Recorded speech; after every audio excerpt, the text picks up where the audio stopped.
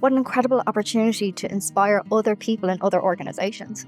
What AccessAble is doing here today in terms of marking their 25 years of existence by investing £25,000 in a disabled entrepreneur is an example that so many of us should follow. But also to be able to add value to the next generation of disabled entrepreneurs. We have 4 incredibly talented people today who are at different stages of their business journey.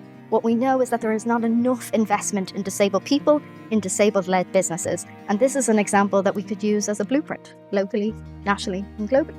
So the reason I accepted the invite to do this was because I saw it as a real potential opportunity for disabled entrepreneurs to get support right at the start of their journey. It's important that things like this exist that are ring-fenced just for disabled people to get those opportunities, because it starts to create that level playing field. I said yes to this because 1, I wish it existed when I was, starting out on my journey.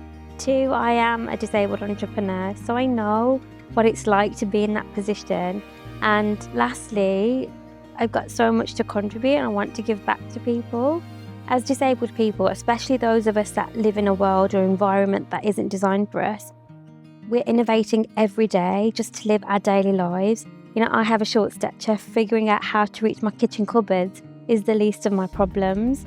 But because that's how I've had to navigate life, I'm really good at things like problem solving, planning, knowing what to do in a crisis. We're a really untapped group of people that can be and want to contribute to these spaces and industries, but we aren't always given those opportunities. People are starting to realise that actually accessibility is a culture change, it's not a task. Accessibility is the end goal, as well as something that you do to get there. One of the things that this really begins to challenge is how often disability and charity are conflated as synonyms of one another.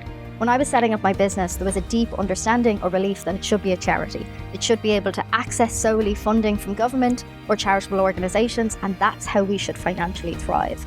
I chose to not do that and to be a viable business that created a return of investment. Those are the questions we're going to be asking today for companies at every level of their maturity, being able to prove that disability entrepreneurship adds value to an economy, adds value to a society, and adds innovation to all of our lives.